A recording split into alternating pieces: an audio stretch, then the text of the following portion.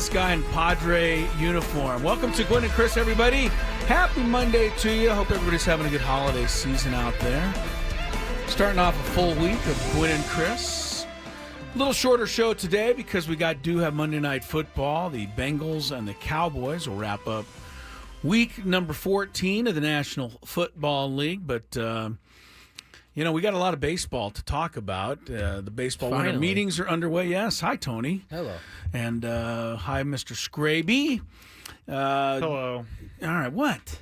Nothing. What are you already upset about? You said hi, and he was saying hello. I didn't hear much. I didn't I've been hear pretty fiery all any. day. I didn't hear any happiness in that hello. There wasn't. That was very sad. Yeah, I heard a hello. Yeah, I woke You sound up like you sound like you sound like the Alabama football team or something over I there. thought you were going to say someone else. I got to tell you, of all the things that happened this weekend, and there's about a million things that happened this weekend, but Alabama being hosed out of the NCAA college football tournament is kind of that's a wonderful thing. It's a wonderful thing. Can you go ahead and hit a round of applause to the college yes, football committee? Thankfully because they really wanted to stick it to SMU and everybody else and get Alabama in, and Everybody else certainly did. They knew it was such a bad look that they just couldn't do it. Yeah. They tried desperately everything they could try. It was interesting to see that panel, the two former players kind of defend SMU in their inclusion in it, and seeing kind of Coach Saban having to defend the Alabama side of it. It was interesting, but I thought they eventually got it right. It just showed that anything is possible in the world of love and war. Alabama will not be in the college football playoff. We'll get into all of that. Speaking of college, the Aztecs basketball moves up one whole place in the rankings to 23 at this rate. We'll get no respect. At this rate, we'll be number one in 2029. But, those rankings came out today. Of course, NFL will recap the weekend that was, but I think baseball for sure. And Roki Sasaki has been posted. Look, everyone you talk to says Dodgers or Padres. And I just hope the Dodgers, I know they have unlimited. I know it's unlimited, Tony. But I just hope that maybe one day they run out of roster spots. They obviously, they're bringing in, Conforto now, and they're bringing in Blake Snell, and, maybe they just let one slip away. No.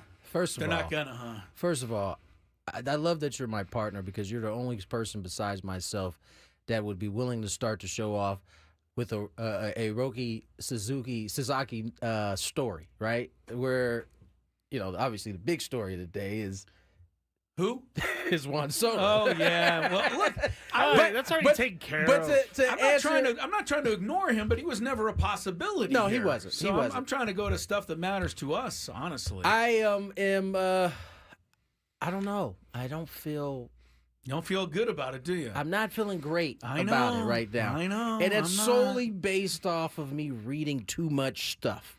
Probably. I probably should just watch and see how it unfolds. I do know one of the participants personally that's involved in this, and he's tends to come out looking pretty well in these cases. He has won a few of these. He's won a few of these. So maybe I should just trust AJ Preller and see how these chips fall. Yeah, hope that but I have to be honest, it doesn't feel great right now. You're going up against the evil West Coast empire, as it were. But look, referring to Soto, the evil empire, the original evil empire, did not get their man. They got outbid, and I got to tell you, I'm surprised.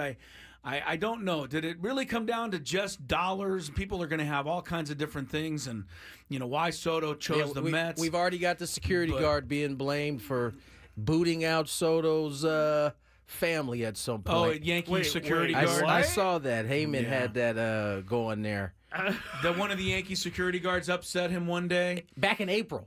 In April, yeah. Well, we know Juan Soto has a long memory, so look, I'm shocked. I really thought he'd stay with the Yankees, and he and Judge would kind of lead the pinstripes on into the future. But Soto, did the Mets really offer more? Was it that? Was it right down to the dollar, was it? The story is that he was getting $765 million in an extra year from the Mets Yankees were offering 1 year less, $5 million less. Oh, so it's that close. 765 to 760. But this begs the question though: did Soto really tell Boros and make the Boris? What do I call him? Boros. Yeah, he is a Boros to me. I call him Boros because it rhymes with Moros. Good save. Yeah, but did Soto really go for the?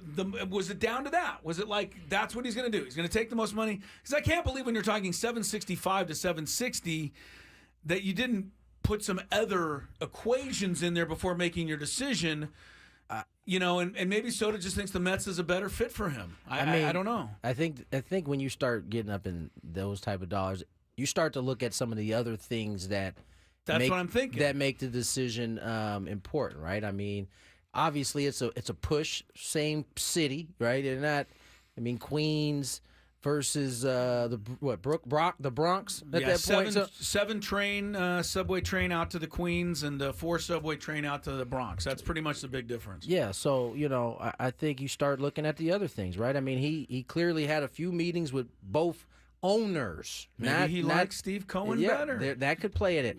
Lindor is this other superstar aside from Aaron Judge.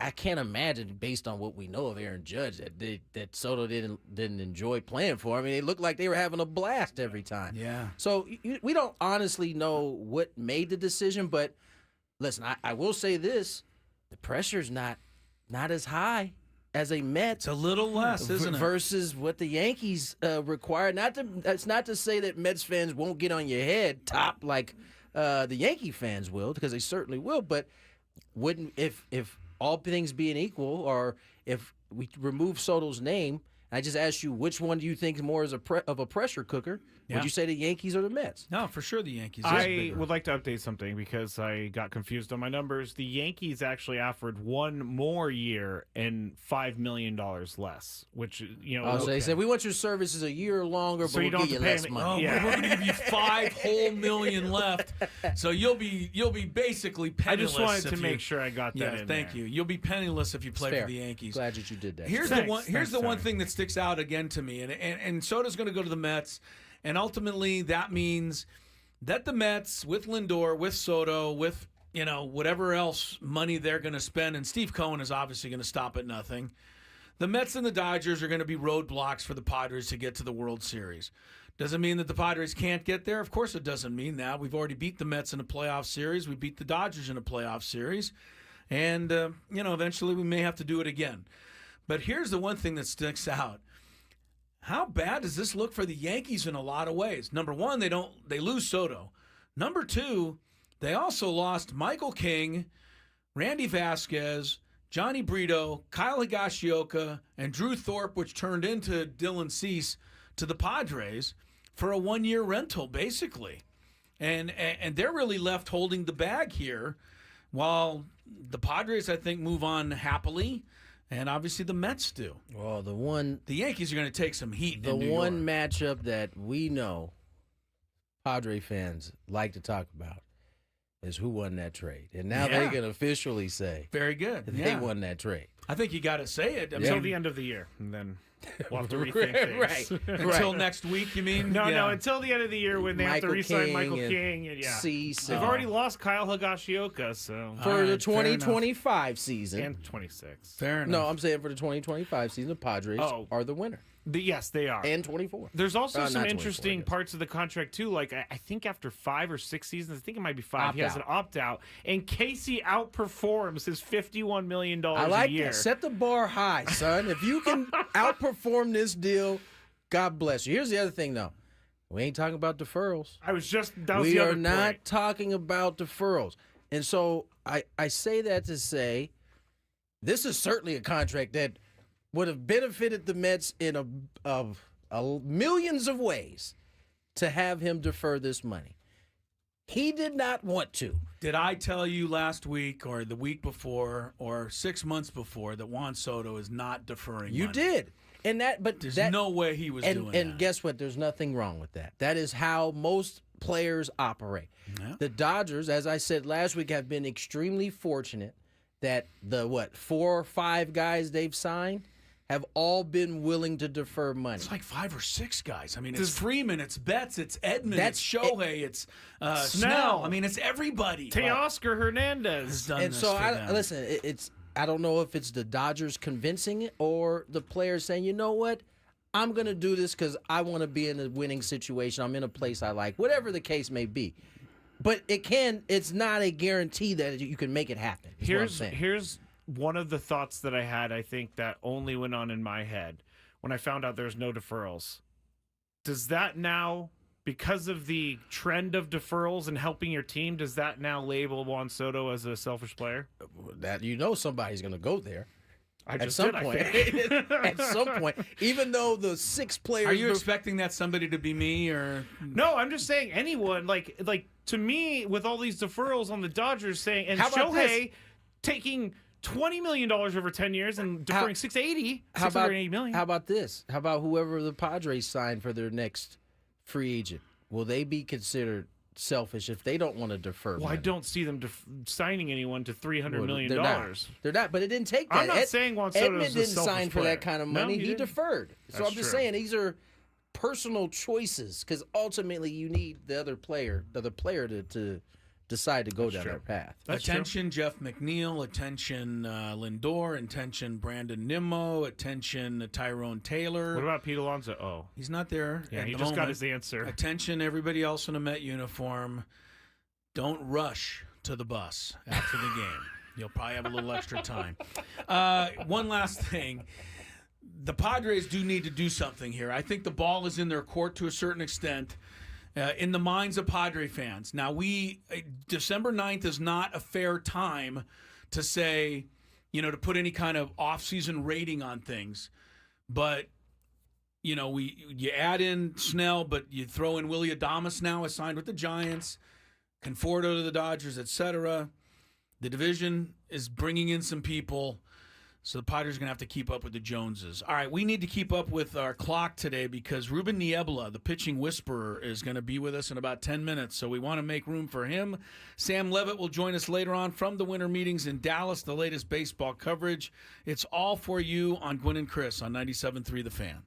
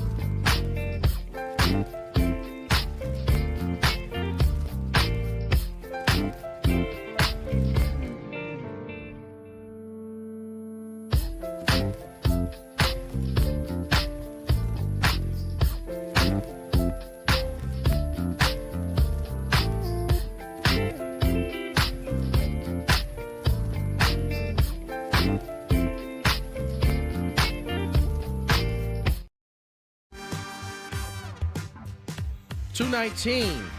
Tony Gwynn Jr., Chris Ello, Matt Skraby here.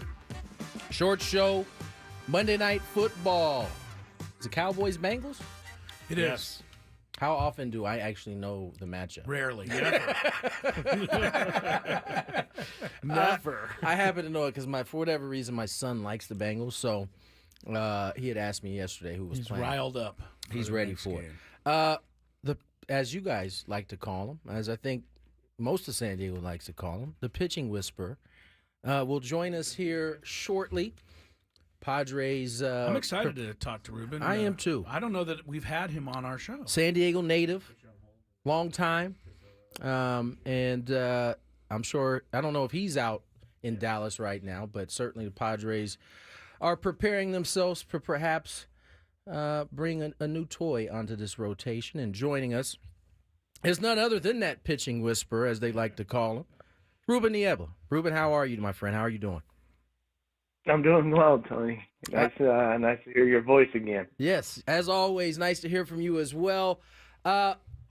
Let's just start with the big news rolling around. Former guy on this team, Juan Soto, signs for the biggest deal in sports history. My question to you is, because I think a lot of Padre fans see a lot of the signings that are happening and all the different ways it's going down, and they may start to feel down. Now, I know you as a competitor may look at it a little bit differently. What goes through your mind as perhaps, whether it's the Dodgers, Giants, or any opponent, gets better? What goes through your head? Well, I think one thing that we know is that you can make moves at any point in the season, right? We saw it last year where we acquired Luis Arraez and Dylan Cease later in the off season, or very close to the season per se. And so as you're watching things kind of start developing, you sit and wait and trust that the process is not just happening right now, but it's going to be in the future as well. So trusting AJ Prowler and the leadership group there in the front office, and I think that the needs are clear of some of the stuff that we need, and they're very aware, and they're working hard at it, and we trust that. And we trust in you, Ruben Niebla, the Padres pitching coach. How good does it feel to be, I guess, to quote, to be wanted, right? I mean, you're up for a contract, and the Padres, at least from everything we could tell, said, yeah, we definitely want Ruben Niebla back. I think every single Padre fan, right on down to the last fan out in the bleachers, said, we got to have Ruben Niebla. And so I asked, why didn't you hold out for a little more money? No, I'm just kidding. I'm just kidding. But how good did it feel to be wanted? I mean, you work your whole career to get this opportunity, and it seems people are happy with the job you're doing. Yeah, it's very humbling, first of all, to hear those words. I'm very happy to be here and holding out for more money. I don't think that was something.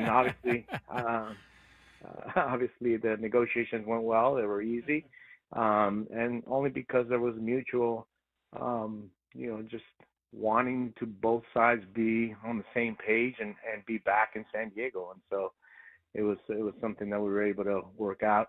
I'm extremely happy, being the pitching coach of the San Diego Padres. It's something that is like a dream of mine, and obviously I'm living it, being close to home and with a good team that has an opportunity to compete for the World Series on a yearly basis. That's what one wants to be a part of. So very happy to be coming back a few more years, and let's see what we can do with that. Ruben Niebla joins us here, Padres pitching coach. And Ruben, you've in your tenure here at in San Diego, you've had to kind of man different rotations. You've had to work with different managers across the board. No matter who you talk to, you are spoken very highly of. What is it about your style as it pertains to the players that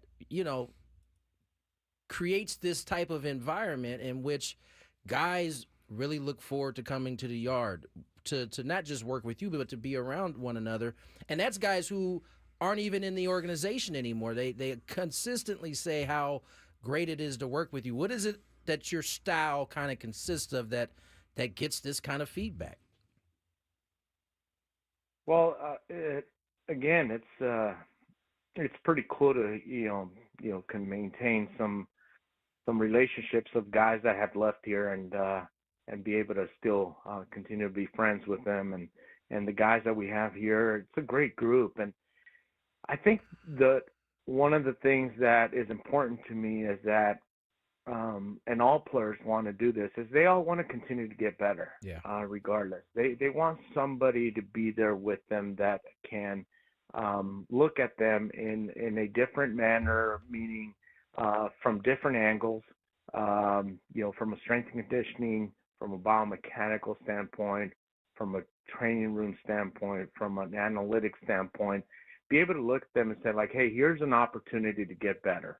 Here's an area where we can continue to improve, or if we make this change, we can maybe be better. And so being able to dig into different angles of coaching, I think is a strength of mine. And hopefully that's something that the players can again continue to get improve from. And then the relationship building, I really take pride in making sure that I know these guys, who they are, who their family is, and really care for them. And I really do. I have a great bunch of guys, great group of guys that it's just like they come to the ballpark every day, and we talk about it all the time. You got to have growth mindset when you walk into that clubhouse. Yeah. Just be open to suggestions, be open to thoughts, and be open to sharing those thoughts with not only myself but with one another. And so we try to create that environment in our clubhouse. And again, we have great leaders, and we've had great leaders, and it's been a little challenging. There has been different rotations the last 3 years of core guys, and but again, it's the foundation that has been built that is really helped us, and a big piece of that, it has been two guys in particular, in Yu Darvish and Joe Musgrove, and they're still around, so we look forward to next year as well. Ruben Niebla is with us from the Padres, and you mentioned those two guys. I'm going to throw in King, I'm going to throw in Cease for now, and ask you, among the other guys, maybe the younger guys, or just on the guys more on the periphery, not your starting four horses, who are you most excited to continue working with moving forward? Who maybe tops out in your mind, or potentially can still top out in terms of the kind of skill, maybe the kind of natural ability that they have that you're looking to tap into? Well, I actually look forward to all of them. I'm looking at every single one of them as I'm having conversations with these guys in the off season. We're talking about things of what we're going to do next year to put ourselves in a better position. And you talk about Dylan Cease and his potential, and how are we going to get him to be even better. And we already have some ideas. And Michael King is the same thing. He's a great communicator. We were just texting this morning again. But, you look at Morejon, you look at Robert Suarez, there's going to be some slight adjustments here being made. And, it goes like from guy to guy. We're really looking forward to, improving from last year. And that's got to be the goal for this offseason, is really identifying where the opportunities are and taking advantage of them. So every year something new happens where some guy steps up and is better than the previous year. This year, I think we saw it a little bit in Morejon. Yeah. And that was a guy that took a step forward, and I really enjoyed the process of working with somebody like Jeremiah Estrada, where we acquired him in the off season. We spent a little time at the lab in January the previous year, and it came out of there and with some new pitches, and it was pretty cool to go through that process. So hopefully there's more of that coming this year. Ruben, how different is it working with your starters versus your relievers? Because the starters seem like they're in your ear all the time. I mean, I know they're in the dugout during the game, so they have a little more access to you throughout the day. But I imagine the relievers aren't too far off. What is the difference between working with the two sides? Well, yes, you do spend more time with the starters, I think, because there is work that's being done in between outings as well. Yeah. So the bullpen in between outings, there's one-on-one time that you can spend with them. With the relievers, it's a little bit more like, making sure that they're in a good mindset first of all, making sure that they're feeling good, making sure that their routines are intact, and a lot of support because. At the end of the day, they do spend a lot of time within themselves, that group. And so, I have a great pitching group as well. Our bullpen coach, Ben Fritz, Peter Somerville, Chris Sachea. It's a good group that we have constant communication and we're making sure that we know exactly where everyone is from a mental standpoint and a physical standpoint. So, just making sure that these guys are coming to the ballpark when they walk in through the doors of the clubhouse is that they're in a good spot in all the areas that I just discussed. So I think we do a really good job of just communicating with those guys and the relievers. It's a lot of times it's going by them and it's like how's everything going? Good. How do you feel? I feel great. Okay, you look great last time. Go do it again. The starters get a little bit more caught up in detailed conversations because they also go out there and they throw 100 pitches an outing.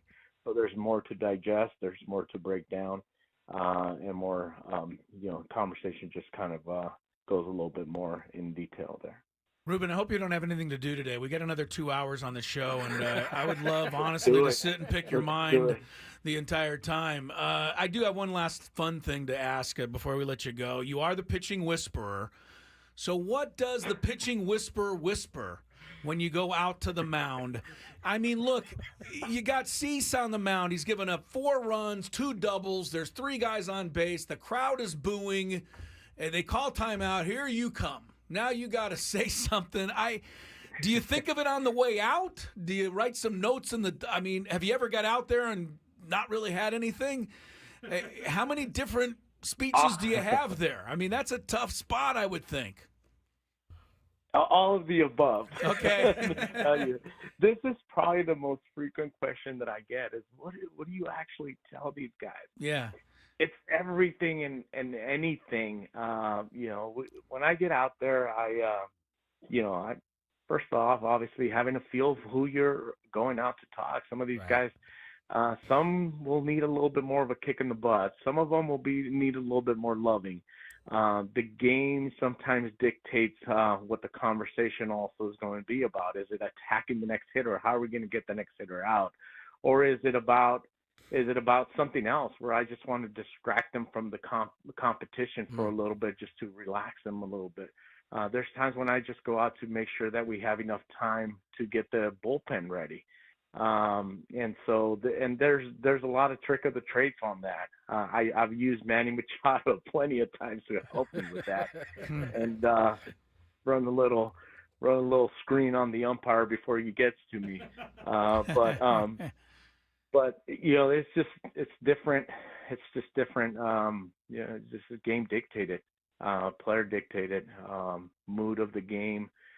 And there has been times when I've gone out there and I'm just like, hey man, it's not our day, Right. So right. Yeah. we're getting the bullpen ready. You know why I'm out here? And they're like, yeah, Try not to give up too many more runs while we get the bullpen ready, will you? Yeah. But I will say this about the trip. So this is I will always remember this trip is and probably I'm not sure if it can be matched. Game against the Dodgers, Suarez first and second, no outs, Ohtani on deck. If we win that game, we clinch the playoff spot. You guys remember that, right? Yeah, triple play. And triple play. Yeah, triple play. It was like, oh my God, I can't believe this just happened. A triple play right after my trip with Ohtani on deck. This is just how we drew it up. But no, it's you live and die with those trips sometimes as well, and that's fine. That's part of the gig. Well, that trip, as you said, will never be matched again. I don't see that happening. Ruben, happy to have you for however many years we get you, man. Appreciate you coming on and spending some time with us. Appreciate you guys. Thank you, Ruben. And thank you for having me on. Thanks, guys. No problem. Ruben Niebla, Padres pitching coach, a.k.a. the pitching whisperer. Yes, where was he when I needed him about 30 years ago when I was pitching at San Diego State? Who knows, Tony? I might have been able to make a living at this thing with that guy. Might have changed the course of everything. Yeah, right. I mean, I would be like, if I was a pitching coach and things weren't going well, I'll just go out there and be like, Catch Love is Blind last night? Well, I he think probably says stuff like that sometimes. Chris definitely would have been one of the pitchers that needed more love. Because he's already running hot as it is. He wants to toss you the ball as you're coming out and take him out of the game. That's true. Yes, you got to calm me down out there back in the day. No doubt. All right, let's. Are you talking about when he threw it at Coach Dietz or flipped it for Coach Dietz? Now, as the story goes on, now pretty soon it's going to be I threw a line drive at his head. You crow hopped and threw it. I'm pretty sure he fell over too. All right, let's get to break. We got a whole lot more to get to, including Daily Gambit in the next hour, but probably break down some more of what's happening in baseball. But college football playoff is also something that has created great conversation. We'll get to it on the other side. More Gwynn and Chris.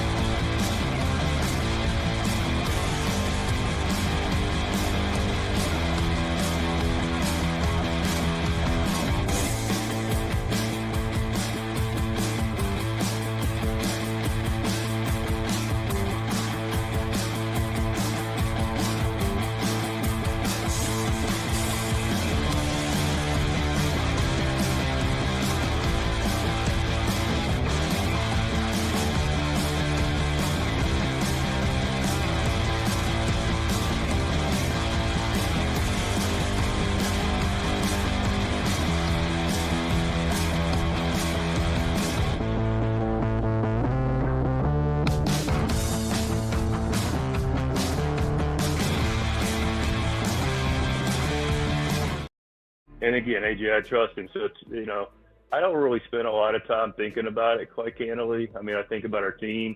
We're spending a lot of time with our staff and our players, clearly allowing them to enjoy the off season, but also making sure that we have, real synergy with our group, to have a winning off season, which I feel like we're in a really good position with all our guys and they're bought in. And I say all that really is not a way to escape the answer, but, just where my attention's focused on. And Mike Schilt talking to the morning guys, Ben and Woods. If you want to hear the entire interview, you can always download the Odyssey app or go to our webpage, 973thefansd.com, Ben and Woods. And you'll hear the whole interview with Mike Schilt, everything he had to say. Hope you enjoyed our visit with Ruben Niebla. I know we did. 2:42 is the time, Crisello, Tony Gwynn Jr., Matt Skraby. And we got a couple of hours ahead of Monday Night Football. Is there anything else Schilt said that we need to hear, Mr. Skraby? Anything more that you want to touch on? He does talk about Ethan Salas, which with the morning show. So if you're curious about that, like Chris said, go and download it. But I think there's two that I'm interested in, and I think the one I want to hear is what his thoughts were with Kyle Higashioka signing in Texas. Let's hear some of that. We're going to miss Higgy. I mean, listen, as a guy that, we all know it. He moved our needle, right? He was a part of our fabric that helped us win games. That took the division down to the wire, and then allowed us to go into the playoffs and be productive. And he was a big part of that. And in talking to him, you hit the nail on the head. I mean, we're creating and still have a really family-oriented, clubhouse and group along with the staff. This is a very tight group that's continuing to get closer and tighter. But sometimes you got to be reminded that this is as familiar as you want to continue to make this, and we are, and how important that is to our success, which it is. Sometimes the reality of the business slaps you in the face, and that happened in Higgy's case. I mean, listen, can't fault him at all.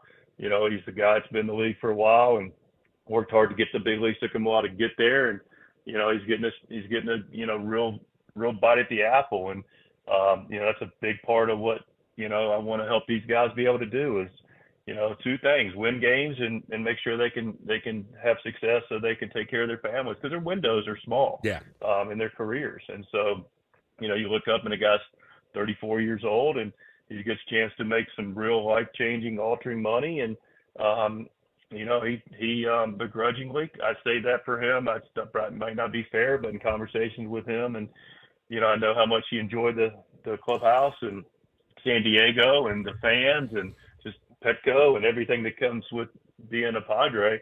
But he made a decision that he needed to make that we respect for his family.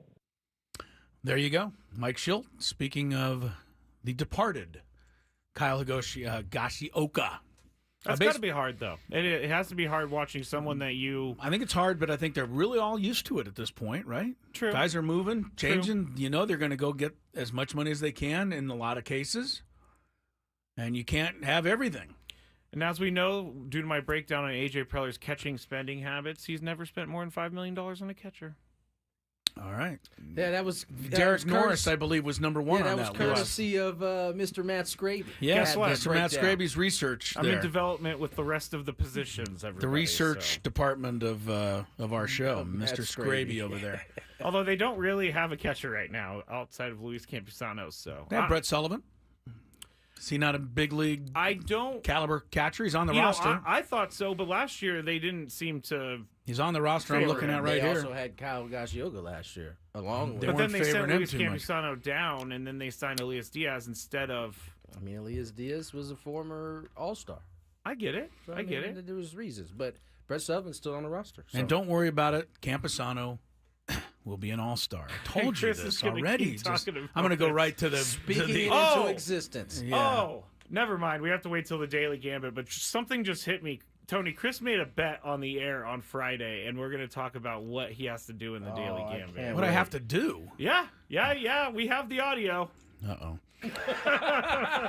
That's not boding well for me right now. No, it's not. But College football playoff, it has finally arrived, and now we all have brackets to look at, and there are 12 teams that will compete for the championship. Alabama is not one of them, to my great delight. Miami also missed out on this. A few others, and obviously that's going to happen. I mean, put in 12, the number 13 and 14 and 15 are going to be upset. Here's a couple of things, just my quick thoughts. And I think everybody's probably seen the bracket. It's a little early to break down the actual games. They don't play for a couple of weeks now. But I don't like the seeding of the conference champions ahead of other teams that finish in second or third place that are better. you don't like that. I don't Why like not? that. I don't think Boise State, and I'm going out of school on my own conference here. I don't think Boise State necessarily deserves a bye over Texas or Ohio State or Notre Dame just because they won the conference. Why do they deserve it over? Why don't they? Why do they? Why do the other teams Well, deserve it over I think Boise? the rankings clearly say that Notre Dame and Texas and Ohio State are far superior to Boise State. Now let Boise State prove that, and as an 11 seed and win the tournament, and I'll be the happiest guy out there. But I think you should determine who the voters feel are the best four teams and give them a bye. I don't know how I feel about that. Okay, I watched throwing it out there. I watched Boise pretty much handle Oregon until the very end. To the last minute, minute. Right. I know. I don't know. I think if you're making that argument, then Alabama should be in. I think because Alabama would be better than quote SMU probably in terms of the eye test. I would say so. Okay. But I personally like SMU, and I like the fact that the committee did not acquiesce to what I feel like I don't know if it felt like the entire country, but it felt like a heavy pressure. Yeah. To get Alabama in, even as the lead up, as they were talking about it. Has Paul Feinbaum spoken on this yet? He actually did. And he made some. Wait, was it him? No, maybe it wasn't Paul Feinbaum. Somebody made an excellent point about, whether. Oh, I think it was Feinbaum. Okay. He was talking about ADs now taking a second look at how they schedule preseason games. Good. Because Stop scheduling Mercer College. Well, no, the opposite way. Oh, the opposite way. Because Schedule Alabama, Mercer College. Had a tough preseason schedule. Oh, keep your record intact. However, their two losses came in division to two teams. All three of their losses came in their conference. In conference, but two of those teams were at the bottom. Vanderbilt and Oklahoma were really lousy teams this year that whooped Alabama. Right. Both of them. And that is ultimately why Alabama's in. Exactly. They're not in. All right, Tony, I'm gonna go with you here. I'm gonna go ahead, but it just looks funny to me that Arizona State is the 4 seed. I'm not saying I disagree with the idea that those teams are better than Boise, but if we're gonna be consistent, then just go ahead and let then Alabama. Here's my thing. Arizona State's the 4 seed. They play either Texas or Clemson. Most people think it'll be Texas. Let's just say Texas wins. They're the 5 seed. So now you got the 5 seed against the 4 seed. The 5 seed is going to be favored by 21 points. Yeah. That is what doesn't sound right to me. Feinbaum definitely pointed out that particular matchup has the best pathway to getting where they want to go. Texas has a good draw. Tennessee and Ohio State got a terrible draw. Not only did they have to play each other, they did. Not only have to play each other, but whoever wins then has to go against number 1. They'd much rather go against number 4. Georgia got lucky. Georgia, well, I don't know how lucky Georgia is. I'm going to tell you why. Because I think Notre Dame is the wild card in this thing. Yeah. They weren't in a conference, but they had some big wins this year. They played some tough teams, too. They crushed Georgia Tech, a team that almost beat Georgia and did beat Miami. They lost. Their one loss was to Northern Illinois. It was the first or second game of the year, and it was like, how did that happen? After that, Notre Dame pretty much laid the gauntlet down. They beat Army by 40 points, and Army ended up losing that, only won that one game. Notre Dame might be kind of a bit of a wild card here. I wouldn't be shocked. Here's why I love the way this, not necessarily the seeding, but I love the teams that got it. I think we got a good bracket. Is because unlike the 4-team playoff where, I mean, it was very unlikely of an upset happening most of the time. That's right. Whoever won, big deal. Right. Now, you gotta win some games, and I just think it opens the door for more upsets. At the very least, you're going to have to win 3 games to win the championship. Yes. If you're in the first round, you're going to have to win 4.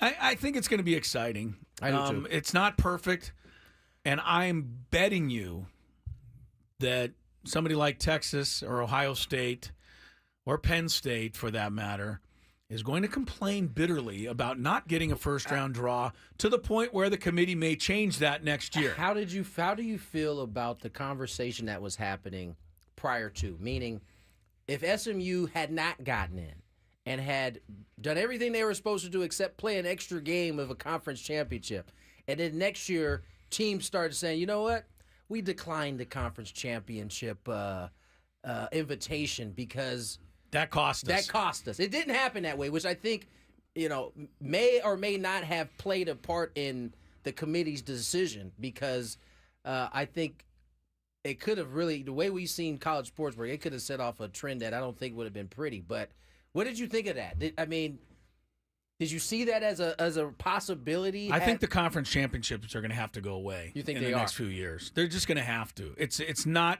to your benefit to play in that game if you're one of the big schools. Hey, I got an idea. What's your idea? Uh-oh. Win. Cooking. Win. That's another Win what? Fair point. Just win. Yeah, if you want win, to you're in. seed right. Win, like Yeah. W-I-N. Yes. Chris, That's my main reason why Alabama shouldn't be complaining. They didn't all win. they needed to do was win. I feel like everybody's being too picky about this college football playoff thing. It's like, I didn't like this one, but I also don't like this one. I agree with I that. don't like this one either, but I don't really know which one I like. No, I can agree with And that. I'm not saying that about you specifically, Chris. I'm saying this is what I'm seeing collectively from people. Yeah, I mean, I think Yes, I'm not speaking alone here. Chris said that before this thing ever started. Of course, we're going to have now an argument about 13, 14, and 15 not getting in. Who knew Alabama was going to be that team? I think we're always going to have, especially this early, it's the first year of it, we're going to always have some type of scuttle on who should be in, who's not. Scuttlebutt. Scuttlebutt. I left that last part out. I like the word scuttlebutt. But no, I think we're going to be having that. Ohio State should be lucky they are where they are. They lost to a terrible Michigan team late in the year, right? Yep, that's true. No, for sure. True. But they are in a tough side of the bracket for sure. Well, to play Tennessee and then have to go Oregon, as opposed to Texas, which plays Clemson and then goes to Arizona State. I kind of agree Advantage with that too. Texas. Yeah. All right. We'll get into a little more college football playoff. On the other side, we got the Daily Gambit, and I, for the life of me, can't remember what I promised to everybody. He's thinking about this whole But time. I know it had something to do with how much I thought Penn State stunk. It definitely does. Yeah, I'm gonna have I to watched this game with both of my with eyes a lot of wide open. Yeah, you know what? It was closer than I anticipated, and I guess I'm gonna have to pay the price. So we'll see what happens when we return on Gwynn and Chris.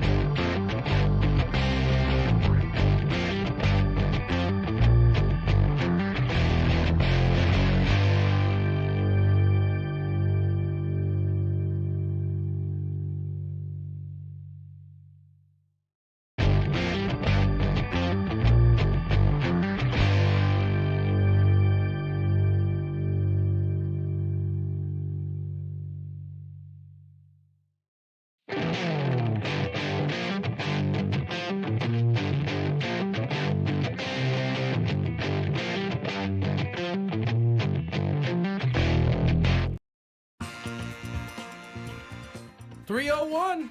Ladies and gentlemen, Tony Gwynn Jr., Chris Ello, Matt Skraby. Good first hour. Covered the Juan Soto, Sasaki drama. We covered the pitching whisper, Ruben Niebla. We covered some college football. Now we move to what a lot of people love, some betting. It seems to be the craze going around our country. Slightly. I had a big parlay over the weekend. Did you? Why do hit you actually do bet this stuff, right? Yeah, but it's like $5. And It's like $5. It's legal You can't through afford the that. state of California. You can't okay? afford it. You can't Prize afford that. Picks. You don't have money lying around. It's easy. You don't have money lying I around. have $5. I've won a couple bets lately. I know one thing. You're down a hundo. Are you down a hundo? He's down a hundo in the fantasy football unless he gets a miracle tonight. Yes, Yeah, he is. we can't throw in the towel yet. I am still holding strong that Rico Dowdle is going to have 50 points tonight. That's going to be your only saving grace. Who do you need to get 50? Rico Dowdle, which, by the way, he's not terrible. This is Skraby trying to convince himself he still has a chance. By the way, he's not terrible in what? Oh, he's not terrible. I mean, he scored 20 points like maybe 2 or 3 times this year. Oh, yeah. So there's a 50 piece in there somewhere. No, what I'm saying is like he's going to have to go crazy on a terrible Bengals defense that could happen. Rico Dowdle needs to score 35 or 40 points, and CeeDee Lamb has to go scoreless. See, I feel like CeeDee Lamb's packed it in for the season. So that's why you've said 50 because you're yeah. anticipating CeeDee Lamb just making sure. getting a little bit. If Rico Dowdle catches like 10 balls, that's All 10 right. points right there. Trying to make a way out of no way. I have been beating myself up since yesterday, actually since last week, because I knew this was going to be the result. I made a mistake in like week 3 or 4. Didn't put in the defense that I wanted to on a Thursday night. The defense that I sat on my bench had 3 extra points than the defense that I started. I would have won that week if I had started the defense that I wanted to instead of making a mistake. So this is my fault, and I'm beating myself up over it. I'm sorry to hear Last that, week I lost to Braden by .04 because I sat Sam Laporta, who's been awful all year, and then he catches 2 touchdowns. So there's 2 decisions. That one was that pretty one, recent. that one, I'm not so bothered by because I told myself going into that game, change your defense, and then I never did. Sorry, That's unfortunate. Sorry, I needed to get that out. Thank you. Was there any shenanigans, Chris, over the weekends in those 2 matchups? You know, we had talked about... Connor put his legit lineup in. Although he put 3 Dolphins in the lineup. Come on, bro. Well, it was there was 16 buys this week, so he didn't have a lot of choice. 3 Dolphins. He put in his best lineup he could. I know that. I know. He lost, or he's losing to Laurie because Laurie has Josh Allen, who's had like 54 points. Yeah. So that's what's beating you. But yes, Connor also has Rico Dowdle tonight, so he could pull off a miracle, which is what you need to get into the playoffs. And you are comfortably sitting in a playoff spot. I am a little nervous going into the playoffs for this reason. I currently now have a ridiculous 8-game winning streak. Oh. And I need 3 more now for the title. And 11 in a row sounds really hard to do. So It can happen. I hope so. It can happen. hope so. Definitely can happen, but it's going to be uphill. gonna Did be you guys uphill. just, because you saw your godson this weekend, were you guys just making fun of me all yesterday? Just No, like, he was actually Skraby's losing. He actually spent very little time on you yesterday. He had On something the day he of had something important? He had something important. something He's going more not talking about me? Yeah. Congrats to our friend Connor, my godson. He proposed to his longtime girlfriend yesterday. Had a little engagement party last night in Denver, which I attended. On and Sunday now I'm night. back here. Yeah. So good for Connor. Just trying to be a Congrats. jerk over here. Yes, and you're doing quite well at it, as usual. Let's get to our daily gambit. Do you like money? I think about money a lot. Do you like money without doing anything? Winning. Do you want to make money while watching sports? I think Washington is immortal luck. Washington! Woohoo! If you answered yes, this is your segment. Just don't blame us when you lose. Nothing is ever your fault. It's your game. Take it. Gwynn and Chris go through the top bets of the day in The Daily Gambit on 97.3 The Fan. Daily Gambit is our daily sports betting segment here on Gwynn and Chris. Please, everybody, gamble responsibly. So we had our first bet was on Boise State, -4 over UNLV. Both of us chose Boise, and Boise won 21-7. Now, Ashton Genty had a huge game, and the announcers were like pulling for him to win the Heisman, which I appreciated because I think he should win the Heisman. I don't know, 200 plus and like 190 of it again after contact. He gets hit and he hardly ever goes down. That's so impressive. I know Travis Hunter has a lot of backing, deservedly so. So this is going to be an interesting Heisman vote this year. But it will be. Somebody's going to be upset. I know one thing, if Travis Hunter loses, bet we'll hear from Dion. Probably. He won't take that lying down. No, he won't. No. Anyway. Very good. I'm going to learn to keep my mouth shut. Moving on to Chris's bet that he made. Tell him how this came about. Well, Chris hates Penn State so much. I don't hate them. I didn't believe in their team. Yes, you don't believe in their team. You said that they do not deserve to be where they're at, and they should be kicked out if they lose big in this game. Right, and I thought they would lose big. Oregon on the real spread is -3.5. Tony, Chris proposed his own spread of -13.5. Right. That did not happen. I know, but what did I say I would do if it didn't happen? It's not that bad, but on the Friday, I think you had to set up like it's going to be amazing. Yeah, I so know. it better be amazing. Well, he said he would wear a bunch of Penn State stuff during the show. That can be amazing. That can be amazing. Yes. Well, I normally wear a white shirt, but I didn't today. So. Oh, we'll be getting you some Penn State stuff. Get me some Penn State stuff. I'll be happy to wear it. I watched the game. First of all, I was impressed more with Penn State than I thought, but I was actually not impressed with Oregon. Their defense is not a championship defense. They gave up 297 yards rushing. It's the number one team in football, undefeated. Oregon could be in trouble somewhere down the road. That's a lot of yardage they gave up. That is. So, but I will also say Oregon led by more than 13.5 for most of the game. Penn State scored at the end. Yes. Kind of a backdoor cover in that regard. That let's make you sleep at night. That's okay. That's we right. both chose Oregon, and I lost. You win. Yes, because I didn't cover my own. 45-37. I didn't cover my own spread. Now Texas and Georgia, big controversy with Carson Beck throwing a Hail Mary at the end of that first half. He got hurt. They saying they don't have a definitive what's happening with his elbow, but it doesn't look good.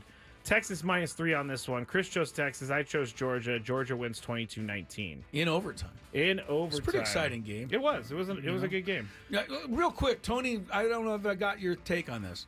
Do you like the college overtime rule better or NFL? I like the NFL. So Really? do I. It's just too much. Like the college have overtime 9 rule is overtimes. weird. Yeah. I don't like it. Like, why are we starting at the 25? I've never liked it. I I don't hope like the NFL never adopts it. Well, they won't. That's probably true. Yeah. Celtics -8 over the Bucks on Friday night. Chris chose the Bucks. I chose the Celtics. Celtics did win, but they only won by 6, 111-105. Hawks -5.5 over the Lakers. Chris chose the Lakers. I chose the Hawks because the Lakers keep making me wrong, and they made me wrong once again. Oh, actually, no, they didn't. Sorry. Wait. Sorry. All right, Sorry. this is good. I'm very confused. Yes, you are. Hawks won, I but chose they did the not cover. Hawks. But they And won, did but they not didn't cover the spread. Correct. So you lost. Yes. LeBron over under 1.5 threes. Chris went over, I went under. He had lots of threes on Friday night. He went 6 for 11 from 3. And then Brock Bowers over under 7.5 catches in the game yesterday. Chris and I lauded Brock Bowers the entire show. Over, both of us went. He had 3 catches yesterday. Going back to the Lakers, your friend, Tony, Bill Plaschke. I don't know if he's your friend. I don't listen to Bill when it comes to the Lakers. Well, okay. Well, then you don't want to hear this. Yeah, I read it already. Oh, you read it already? Yeah, Okay. Yeah. Should I share it with everybody else? Yes, He said the Lakers, basically the franchise is going right down the tubes, and they ought to jettison Anthony Davis and LeBron so that they don't sink with the ship. Wow. It's pretty harsh. Bill is. They're in a slump. Okay, they've lost 6 out of 8. Big deal. Bill was in the prime of his career when the Lakers were winning a bunch of championships, and they were able to win a bunch of championships for a myriad of different reasons. Whether it was coin flips, whether it was somehow teams willing to make trades with them to help them get in position. Mm-hmm. That is no longer the case, and it's not been the case for quite some time. Teams. Really, ever since David Stern put the kibosh on the Chris Paul deal to the Lakers, it seems like things changed in terms of teams. I don't know that they were willing to help the Lakers. I don't know if they just were thinking about it in those terms. But I think back to the Gasol deal. Like, why would Memphis do that? I mean, they ended up getting Marc Gasol in that deal, but that was a crazy, stupid trade. Nobody's doing that. These GMs have gotten wiser, and in some cases, they've gotten better than what the Lakers are doing. So I don't blame that on necessarily LeBron and AD. Those were the moves you made at the time, and now you gotta live with those moves. Lakers are still a fairly, they're good. They're an outside contending team. Right. They're not a favored contending team, but I don't know that I would completely give up on them because of a cold streak, which it has certainly been. It has been. Before we get into your bets, Chris, listen to Inside San Diego Baseball, Sam Levitt. It's going to be tomorrow night, Tuesday night this week from 7 to 9 p.m. right here on 97.3 The Fan and the YouTube page. Sam's going to be live from Dallas at the winter meetings talking about everything that happens. That's tomorrow night, 7 to 9 p.m. right here on 97.3 The Fan. And then you'll hear from Sam in about a half hour with us. Yes, you'll get a little preview of Sam because he is in Dallas at the winter meetings. Okay, we got Bengals -4.5 at Cowboys. I'll start right in. The Cowboys suck. The Bengals, though, continue to give up points like it's water through a spigot. I'll take the Bengals in a high-scoring game. Water through a spigot. Yeah, just rolling on Joe Burrow through. has 30 touchdowns and 5 interceptions. They've scored 38 points 4 times this year and lost. That's crazy. Joe Burrow The has Bengals. kind of had a little bit of what Josh Allen had the last 2 years. He's had a phenomenal year, but when he is turning the ball over, it has been in like the most inopportune time every time. He's not doing it a lot, but when he has, they've been big ones. Yes. To answer your question, I'm going to go with the Cowboys. Wow. I'm going to go with the Rico Dowdle-led Cowboys. I believe the Cowboys are my upset pick, so that's part of the reason why I'm well, going you for really them. don't need that. Also, Got a 30-point lead in our picking contest. the Simpsons broadcast is on tonight as Oh, well. So I I'm going did to check hear. that out for a second. Did hear about that. I'm going to check it out for a second. I'm going Cowboys. All right. Speaking of Rico Dowdle, who gets more rushing and receiving yards? Rico Dowdle or CeeDee Lamb? Skraby, I know who you have to pick, Dowdle, Yes. because you need a monster. I'm going to pick Dowdle, too, because I just have a weird feeling that you're going to make Lori sweat it out a little bit tonight. I think we'll all would go hope. Dowdle then. You got to make up 26.5 points, but I just have a weird feeling tonight for you. Don't tell me that because then I'm going to have hope. You already have hopes. I'm You already have trying to plenty be of hope. realistic. All right, Joe Burrow, 280.5. Tony, 280.5 passing yardage. Burrow tonight against the Cowboys. Under. Under, he says. Interesting. That was an interesting way of saying it, too. Over. I think he's going to go way over. Cowboys. Way over, like, what, Packed it in. 350? Yeah. I mean, he goes 350 pretty much every game. College basketball, it's a light schedule tonight. Indiana -9.5 over Minnesota in a Minnesota. big 10 game. You said Indiana what? 9.5 over 9.5. Minnesota. I don't have a lot of context for this game. I love this is making just the bets only. blind. It's the only game that I know that, like, I've heard of both teams, because otherwise it's kind of a weird night. Here, let me look at their records. Give you a little bit of help. Indiana's way down here at 7-2. Minnesota's 6-4. I don't know what that helps you. I'm going to go with Indiana. -9.5. I'll take Minnesota. Why not? The Golden Gophers. Tony? I'll take the Golden Gophers. Also taking the Gophers. Rangers 1.5 over the Blackhawks. By the way, I didn't get this in. The Blackhawks have fired their coach already. I saw that. Yeah, that's what happens when you get the number 1 draft choice, and then his second year he goes into a sophomore slump. It's the coach. It's always the coach, yeah. Always the coach. So they have the worst record in the league. That didn't help his cause either. So Rangers are one of the better teams. The Rangers should blow them out in New York. Rangers. Tony? Yeah, Rangers. Rangers. Skraby? Any love for the Blackhawks here? No. Scotty Barnes for Toronto. Does everybody remember Scotty Barnes? He was the guy, and I think it was a Laker game about 2 years ago, where the coach of the Raptors at the time lost his mind because Scotty Barnes wasn't getting the foul calls that a guy like LeBron James gets. I do recall. And he said Scotty Barnes is the future. Burns, yeah. I was gonna say. I know he's not on the. He's not on the Simpsons. Scotty Barnes, was going to be the future of the NBA, and the league ought to look out for him. Honestly, since that rant, I hadn't even heard Scotty Barnes' name once. He was hurt a lot of last year. I don't know what's happened to this he guy. Is not quite taken off the way said coach. So why are we bringing him up? Because there's only one NBA game bet. tonight, and his bet is over under 21.5 points for him against the Knickerbockers. I'm not first. Under. Tony goes under. No belief in Scotty. Skraby? I'm gonna go over. All right. Belief in Scotty. Yeah. Scotty Burns or Barnes? Well, either one. Burns Barnes. Burns Barnes. This game's north of the border. Tibbs is going to clamp down. I say under. Tibbs. Talk about a happy guy. Tom Thibodeau. What do they write about him in New York? I don't know. I don't know. We don't live there, so I don't see it. But this guy's the most miserable-looking human being that I've ever seen. I would love to know where Tom Thibodeau's from. God, Tibbs, relax. It's Miserable still a Town, game. USA. Yeah. Always look somebody peed in his Wheaties. As the old I would saying look goes. like that too if someone peed in my Wheaties, I must say. Is from New Britain, Connecticut. He went to New Britain High School and then Salem State. Look at you with the fast research, dear kid. Thank you, Wikipedia. I actually did. You know how they always ask you to donate to Wikipedia to keep it alive? Yeah, sure. I did, actually. Donate for once. You guys should do it too. Keep it alive. All right, let's get to break. On the other side, A.J. Preller talked Sasaki. Yeah, we'll get to it on the other side. More Gwynn and Chris. Here's some traffic. From the 97.3 The Fan Traffic Center, here's Kelly.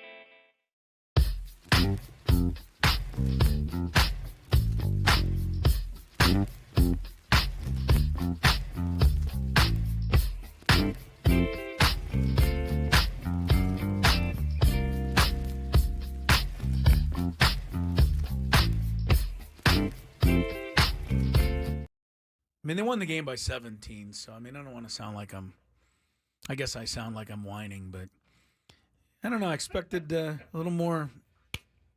Just a little. What does more. that mean? A little more. A little more some of that. Yeah. Spanking. Yeah. No, it wasn't the spanking. Are you gonna wipe their butts or what? Yeah. Listen, I think coming. I saw somewhat of I shouldn't say I saw it. I may have expected a little bit of a letdown. I mean, considering the kind of schedule they had just ran through.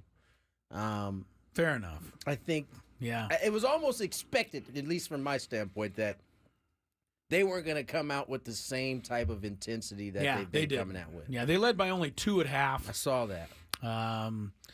They shot 29% from 3. They shot 40% from the field. I think they, rebounding was all right. Turnovers were a little messy. It wasn't their best game, but that's okay. I think that's how USD stays within 2 points in the half. But USD shouldn't be within 2, ever. Yeah. I mean, this is not a good team at all. If you shoot 29% and you turn the ball over, you're going to give a team like USD a chance to be down 2 points. I'm probably being a little bit too demanding right now. No, I think they've gotten your hopes. They've raised your expectation level. Well, I know Dutch and those guys probably. I think coaches like these games. They won't say it. 100%. I think they have said it on our show. Yeah, they like it when they don't play great, but they win. Because then they can go back and show them a ton of footage and film and go, you can't do this anymore. I mean, that to me is kind of one of the staples of this program. I mean, after a game like that, typically what happens is they come out the next game, and the one thing that definitely happens is the defense gets turned up a couple of notches, and they tend to make the adjustment. They only have one game this week, Cal Baptist, which is going to be Wednesday night. Good call there. You said it. No, he didn't say it right. No. They're going to send the California Baptist Police after you. Oh, they're California Baptist? Sorry. I mean, duh. And speaking of that, their next game, the Aztecs, their last non-conference game will be on the 21st. That'll be against California. Just straight old California. Yeah, you could do that. You could do Cal on that one. But I know. Cal Baptist does not like that. And this just looks so weird to me. The Cal-San Diego State game on December 21st will be televised on the ACC network. Oh, because that's where Cal's at, obviously. Yes, Cal's in the ACC. The Atlantic Coast Conference. Of course. So, all right, on to baseball. What did we have from A.J. Preller today? Well, Mr. Skraby. Heading into our talk with Sam Levitt, I think we should... Sammy Lev asked A.J. Preller, actually, about Roki Sasaki and how much the team is, Was this in the middle of a scrum, or was this a No, this is like a Zoom thing. Okay, all right. AJ is in front of his camera, so here it is.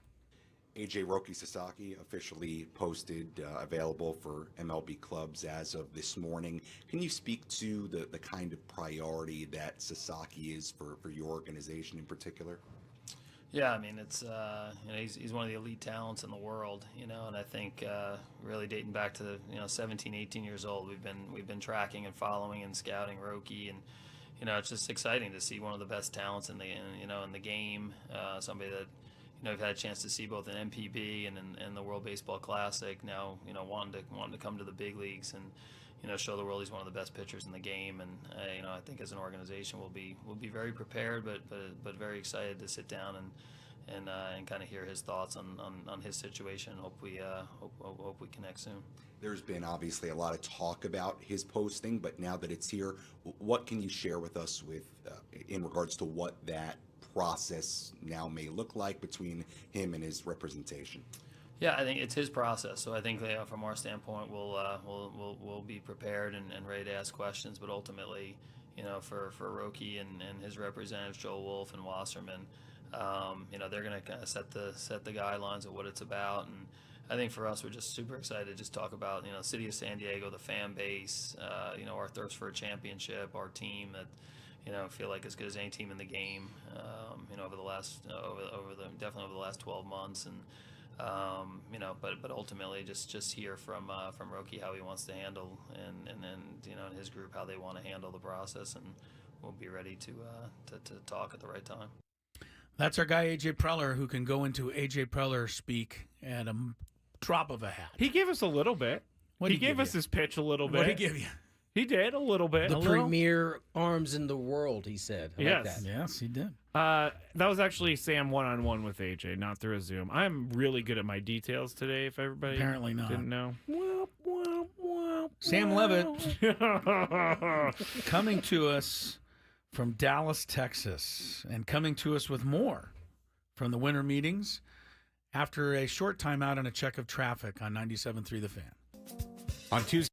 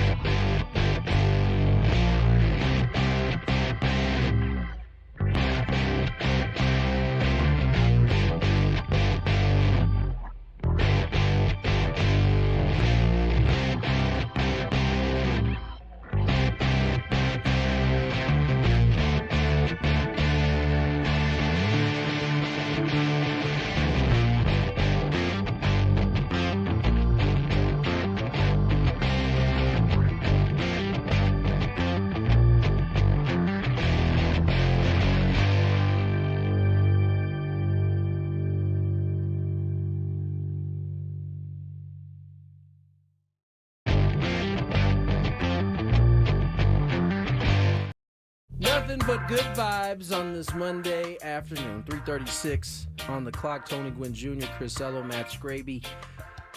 Sam Levitt, the great, will join us here shortly. First, let's check some traffic. From the 97.3 The Fan Traffic Center, here's Kelly Danick.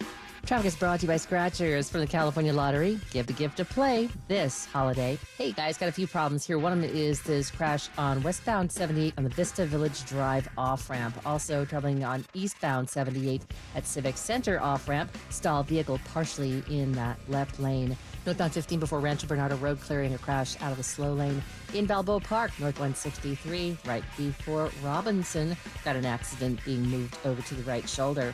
If you're looking for the perfect gift, give Scratchers from the California Lottery. With so many to choose from, you're sure to find the right gift for anyone on your list. Give the gift of Scratchers from the California Lottery. A little play can make your day. I'm Kelly Danick with Gwynn and Chris, San Diego's #1 sports station, 97.3 The Fan. Sam Levitt joins us live from the MLB Winter Meetings presented by San Diego County Credit Union. It's not big bank banking, it's better. Sam, tell us about the digs, man. Where is the meetings? What hotel? What kind of ambiance are you surrounded by?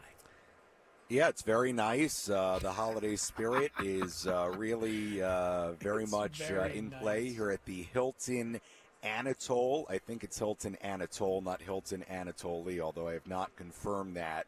But it's great. As you can see, if you're watching on YouTube, they've got the lights. They've got, how do I describe this? The rooms, at least in this part of the hotel, they surround a big rectangle in the middle where really all the winter meeting stuff is going on. It sounds like there's a fountain somewhere in there. Yeah, well, where is it?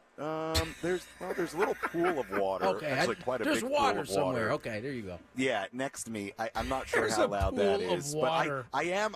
Look, I brought my equipment down to the lobby because I wanted this to look a little bit more grand than just sitting in my hotel room. But you've done it. The good news is my hotel room is very, very close to the main area here. In fact, when I walk out the door, I'm in one of these rooms all around, and then we have the main area and the media workroom. But hotel is good. We'll see how much I get out, explore Dallas, maybe some barbecue in my future tonight, maybe tomorrow. But everything is good. The winter meetings are fun. Everybody's walking around, and the kind of the beauty of this thing is you spend 10-15 minutes here in the lobby, and you'll see every executive, every manager, every big-time reporter there is to see. So it's been a good day so far, a fun day, and so far I'm a fan of the Hilton Anatole. I'll tell you, I do like this location better than Nashville because that Opryland was just, it's enormous, and I had no idea where I was going the entire time. This is a lot more simple, which I like. I kind of miss the Hyatt in San Diego. Yeah, that's very always nice. fun. Yeah. That's where we had the winter meetings. I will say of all the conversations I've had in the last 24 hours, a couple of people have said to me how much they enjoy the winter meetings in San Diego. And one person even said to me, why don't we just always have it in San Diego? The hotel's great. You got the gas lamp across the street. So I'm a fan of that, but they got to give everybody a turn.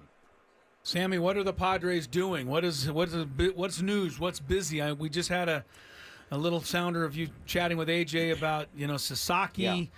We're getting how fans are. We get a little impatient. The Dodgers signed a couple guys. The Giants signed somebody big, so we want our team in there. What's the latest? Anything? Well, I think from the Padres front, I think the official posting of Roki Sasaki is obviously the biggest news of the day. And in talking with some different people here, certainly the wide consensus is that the Padres are very much in this thing for Roki Sasaki. I had John Heyman say to me earlier, I had Tom Verducci say pretty much the same thing, that the Padres and Dodgers are the front runners for Sasaki. I don't know if you played this clip yet, but I asked AJ Preller a little bit earlier, so what is the process now that he's been officially posted? And it sounds like it's going to be Sasaki and his agents kind of dictating the process, and they'll kind of direct how this process goes. I don't know if that includes a visit to San Diego. I don't know if that includes meetings in the very near future here, but there's no doubt, I think, Sasaki is a main focus for the Padres, and it plays into, I think, the other theme of day one here of the winter meetings, and it's not breaking news, but that it's unclear what the Padres' payroll situation will be. It's unclear whether they are going to be willing to go above that luxury tax threshold. A.J. Preller talked a little bit earlier about that, and look, they don't give specifics about that payroll number, but he did say, look, it's with the ownership group, it's never a hard and fast number or level, and obviously, there are situations and players that come about, and they operate within those situations. So, I wasn't surprised to hear AJ, not tell you exactly what the payroll is going to be, but he said today that, with this ownership, it's never a hard and fast number. So we'll see what it ultimately ends up being. I would say that if this team doesn't go over that tax threshold, then you start looking at it and what they need, and you start to realize, okay, there's going to have to be quite a bit of creativity from AJ Preller to go get things they need and find ways to free up money. The other thing that I thought was interesting from when AJ talked within the last 90 minutes or so, he said the Padres made a very competitive offer to Kyle Higashioka. Obviously, Higgy elected to go to the Texas Rangers, and AJ also said that the Padres have been in on pretty much every catcher that's come off the board. And from what I took away from what AJ said about the catching situation, yes, he mentioned Luis Camposano. Yes, he mentioned Brett Sullivan, but it certainly sounds like they are not done in that catching department, and they're going to look to supplement that position one way or another, whether that's via trade or via free agency. So I thought that was pretty clear from that they are not done with that catching position. I don't know that that's that's not a surprise, because I think we would all agree that they need some more depth there and potentially even a starter there. So we'll see what happens with that. But that was kind of the gist of what AJ had to say that was notable in kind of the ongoings of Monday here at the winter meetings. But yeah, Chris, I know, long answer there. The headline, I think, no doubt, is Sasaki. And I know we've talked about it for a while, but it just makes so much sense for the Padres based on what they need rotation-wise, their relationship to Sasaki, Yu Darvish, and the role he could play. And the elephant in the room is the money and the fact that he would come at a very cheap level. Sam Levitt joins us here on Gwynn and Chris, 3:44 on the clock. And Sam, I mean, we know AJ is one of the best in the business at saying a lot without saying a whole lot of much. Yeah. And so we'll have to do some forecasting as we continue to rest this conversation. You mentioned Roki Sasaki obviously being posted. He is a huge piece, but Padres probably need another one. How do they get there, considering we don't know the constraints of what they'll be able to spend? Possibly a trade, could happen in order to fill that second pitching spot. Yeah, Tony, I would imagine it's something they're exploring, and that's on the table. Even if you were to land Sasaki, you're right. They could certainly go after another, or I should say they certainly could look to fill that final rotation spot with a guy that's not already in the organization, a guy that's not Matt Waldron, a guy that's not Randy Vasquez or Johnny Brito, or whoever you want to pick. And when you start talking about those things, well, you look at, okay, who's tradable, who would be attractive to teams, where could you free up money? And naturally, I think your mind goes to a guy like Dylan Cease, right, who's in the final year of a contract before free agency. I've thrown the name around Robert Suarez. I mean, again, I don't love living in the land of trading away all-star closers, but when you look at the strength of their bullpen and what they need and the creativity they may have to get to, hey, Robert Suarez has an opt-out at the end of the year. Potentially, he could be a free agent. So, again, I think the takeaway from today, and Tony, it's a perfect question when you talk about the rotation and how they go get pitching. Yeah, I mean, I think the feeling is here that, depending on what the payroll number is, it may mean that AJ's got to get really creative once again. And, we all applauded AJ, and rightfully so, for the job he did last year and how much he hit on. I think it's safe to say, even though the Padres are in a really good spot, like, they've got a lot of talent, and they're starting in a really good spot. And I think people should remember that AJ's going to have to do a similar job. He's going to have to hit on a lot. He's going to have to be very creative. And, in that sense, I think he's absolutely the right man for the job. So we'll see.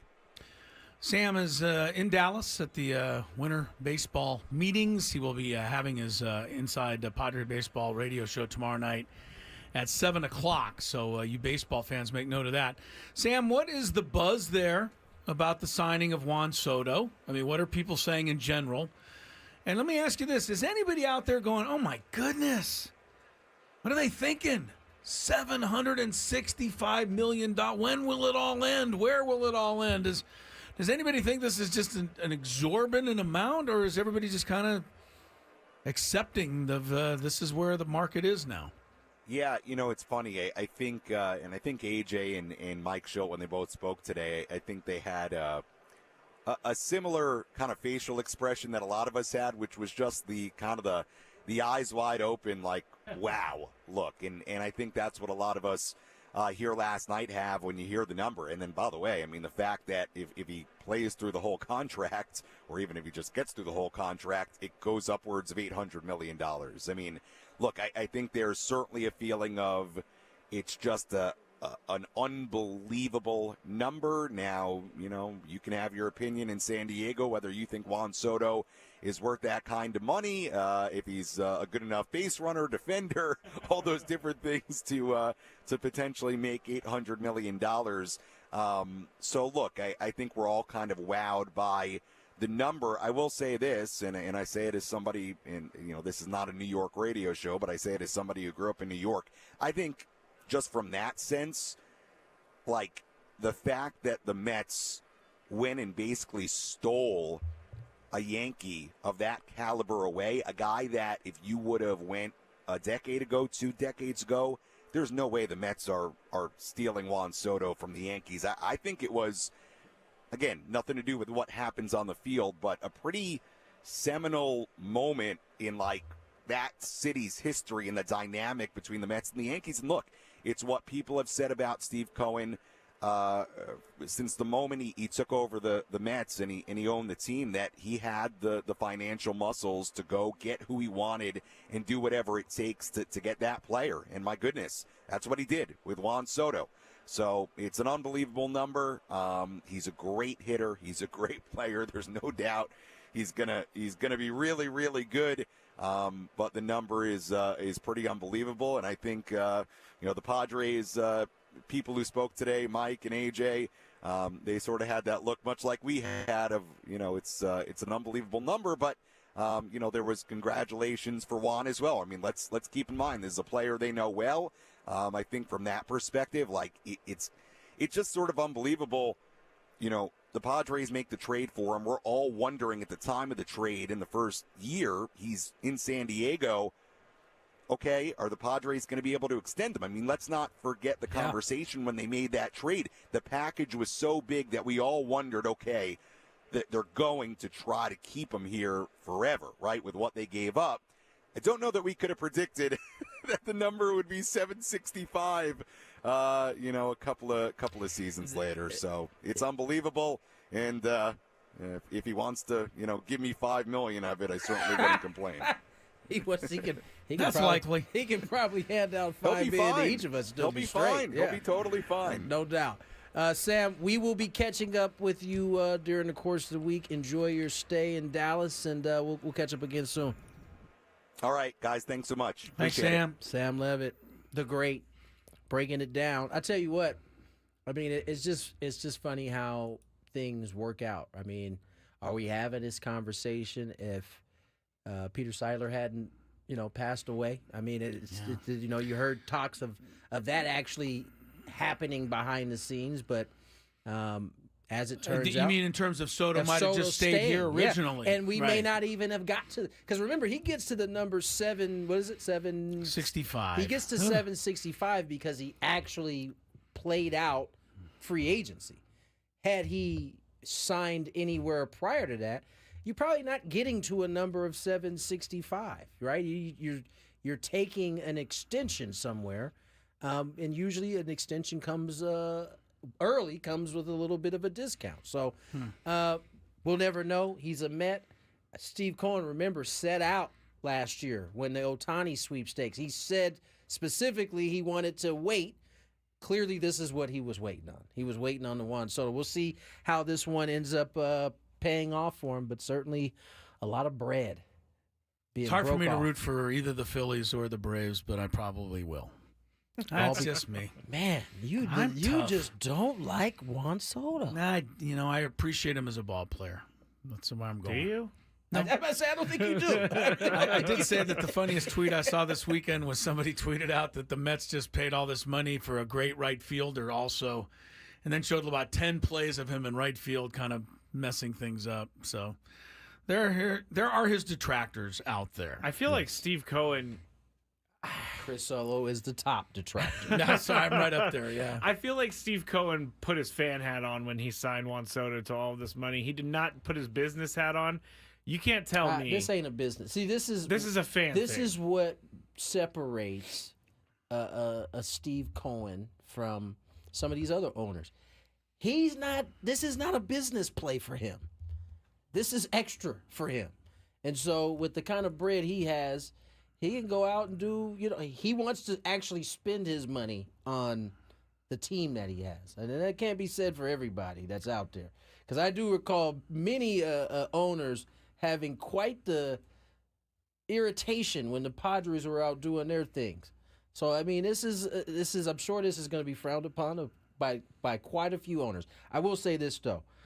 The one thing that's not going to happen is you're going to see a boatload of these contracts coming. Yes, Shohei signed for $700. Back-to-back years over $700 million. Soto signed for $765. Who's next? No one. No one. Okay. And I tell you why. And what made Soto's even more unique. Ohtani made perfect sense because he's doing both things that no one else is doing. Soto has a skill that he's better than everybody else, but there are other guys who hit. But he's also 26 years of age. Jeff Passan brought that up earlier today, and that is why the money in the years, we've never seen a 15-year deal, but we've never also had a 26-year-old free agent. It just doesn't happen usually.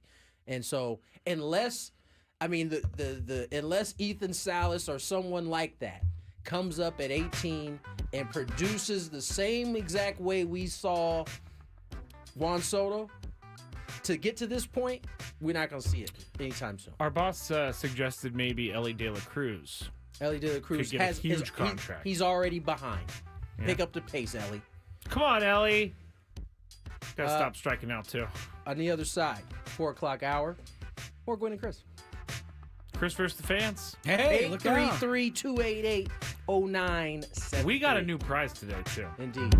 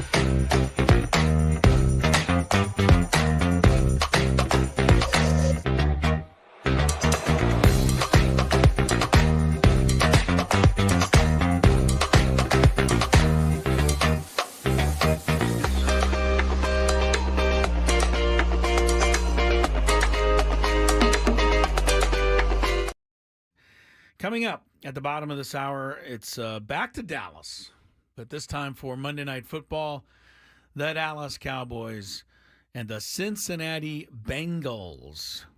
Nothing like a December matchup between 4 and 8 teams to get everybody fired up. Baby. Yeah, I get you guarantee rolling. you they thought this was going to be a good game before Yes, the year. they did, and it might be a good game. It's just not the records aren't what you might expect. All right, before we get to Christopher's the Fans, a quick congrats. Tony, we talked about it a while ago, but Dave Parker to the Hall of Fame. Yes. Well-deserved, the Cobra. Also Dick Allen, who I think's a little before your guys' time. He's a little before my time, yeah, for sure. Early 70s, won the MVP in the American League in 1972 with the White Sox. Had a better, career with the Phillies prior to that. But Dick Allen was a generational slugger. And kind of a character, a la Dave Parker. I can tell you this about both guys. Both guys had pictures of themselves in Sports Illustrated smoking cigarettes. Dave Parker and Dick Allen. Different times, but they were photographed. I think Dick Allen was even on the cover smoking a cigarette.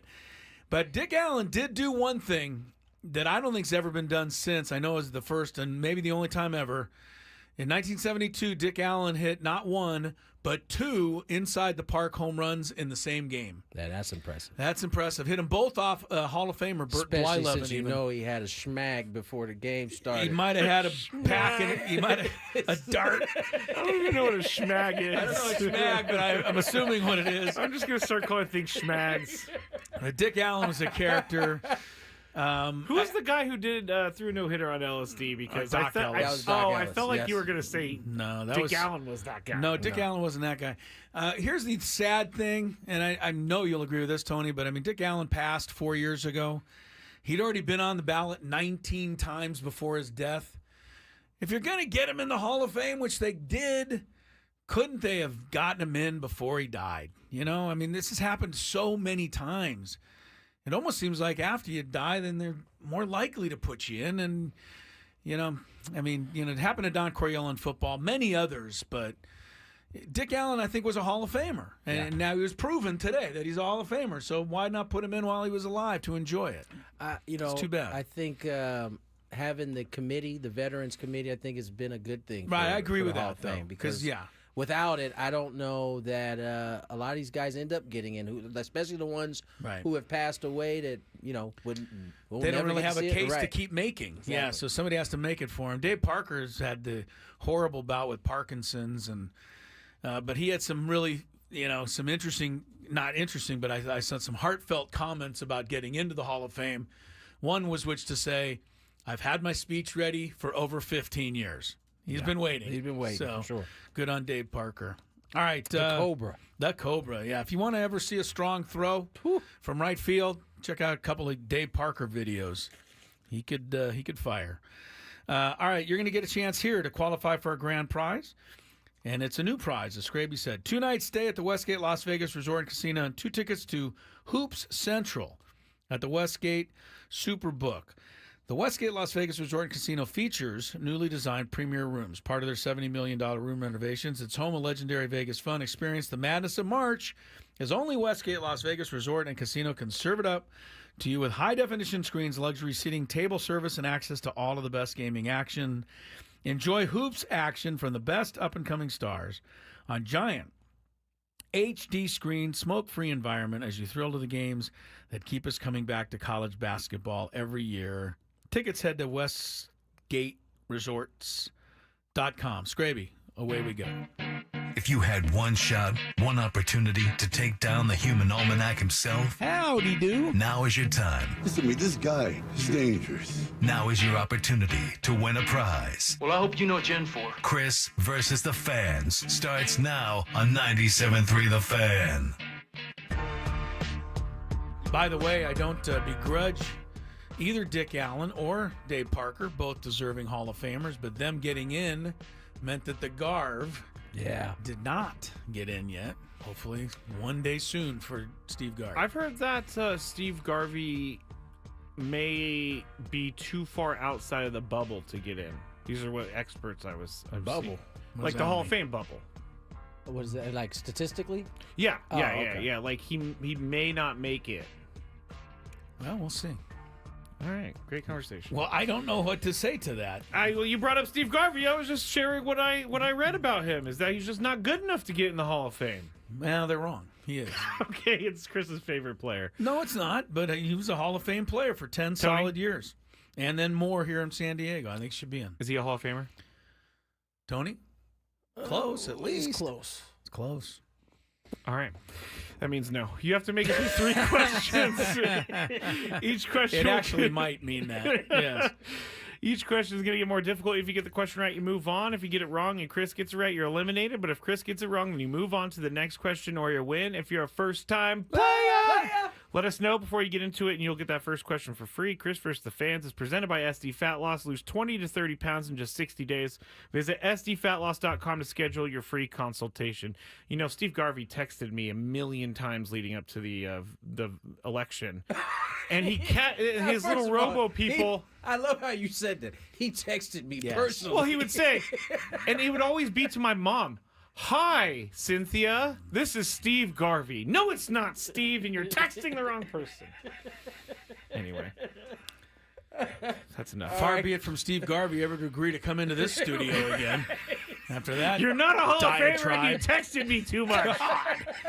Trying to stick up for the guy, and Good point. You're just, Yeah, good point, Chris. Maybe good point. You're off the chain, man. Good point, Chris. Give me the first contestant, please. Let's go to Tom.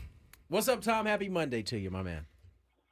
Happy Monday to you three. Hey, Tom. right. Thank you. Here we go. First question.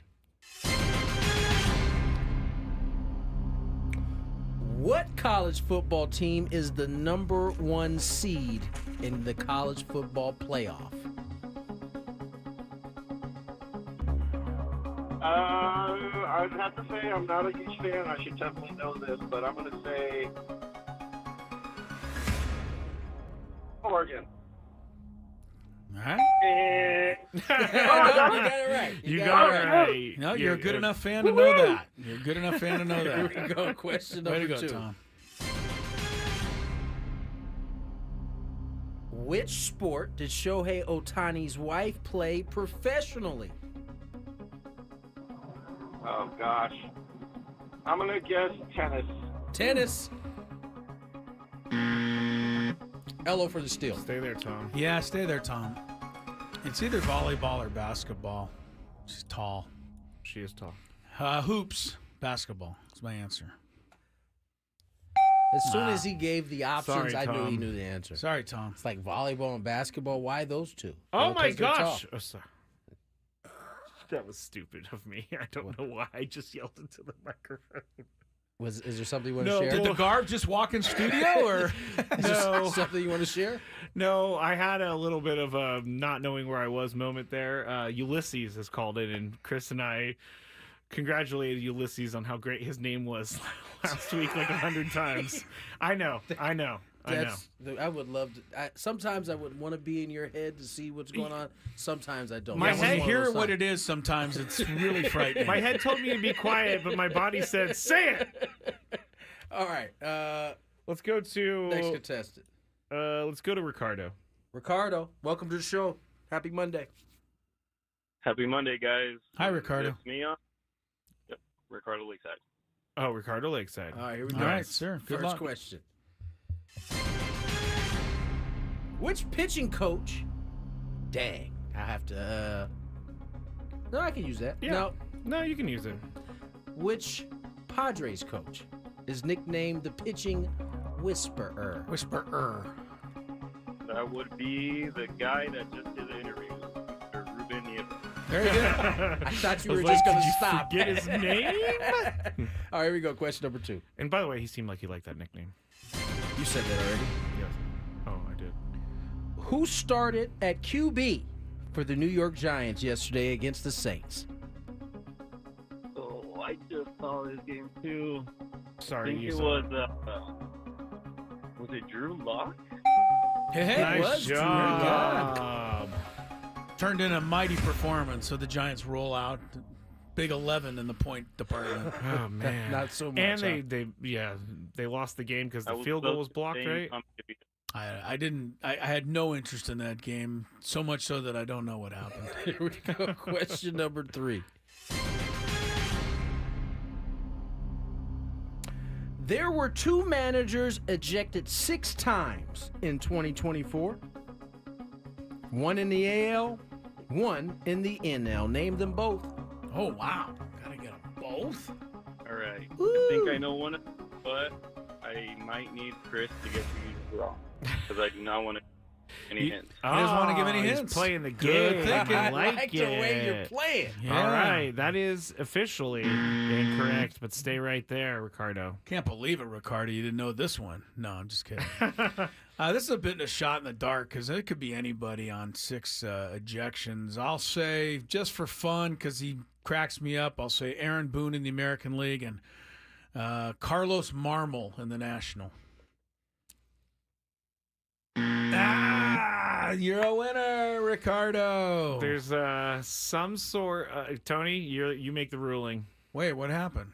Am I wrong? You said. Give it to me again. He said. He said Aaron Boone, which is correct. Right. But then you said Carlos Marmol. Oh, what is his name? Not gonna do it. Oliver Marmol. All right, fair enough. You mixed Carlos Mendoza Wait a with. minute. So I actually got it right, but I said the guy's name wrong. I think. Oh well, I guess this does play because if he would have just said the last name, Yeah, it I would would've have got stood. it. But he did the first name. Yeah, Carlos I think Marmol was a good closer for the Cubs at one point. That's who I was thinking. The of, expedited yes. review has determined a very hot. Chris is incorrect.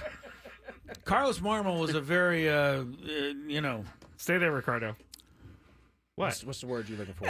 He was testy out on the mound. He was No, I don't know. I have no idea. Oliver Marmol. So I actually got them both correct. That was a total Well, stab. you got the last name Yeah, correct for sure. All right, good for you, Ricardo. You're Ricardo. a winner. Tony Nice was the work. expedited review eye in the Stay sky. on not line. me And, today. Stay and on listen, line. if Chris would have just said Marmol, No, I we think know you're right. last names That's fair. work. Fair enough. I'm just happy that I was lucky on that one. I didn't expect. His But strategy I don't know why I almost thought Carlos Marmol. His strategy almost backfired on him. He It thought, did, but it worked. He thought Nice Chris job, might not Ricardo. have it. I like Yeah. the way Ricardo played. How that did right you there. come up with Marmol, though? Because I know he's a lunatic. The guy's a Really? kook. Yeah. I would have said David Bell. if I He's didn't another know. one, but He's a psycho. Marmol I thought of first, and once I thought of him, I thought, no, I'm going to stay with him David because Bell's he's crazy. ejections are just memorable. That's Yeah. why you think of him. Because Marmol is looks like he's going to murder somebody. First pitch of the game, I see Marmol bad language on a ball 1 inch off the plate. I mean, you have to be. Also, Aaron Boone, you have to be a pretty notorious manager to have a fan yell something at the ump and then you get kicked out. Well, yes, that was for all his shenanigans the year before my when he was undressing umpires. He was like, "You're out of here! I didn't even say anything."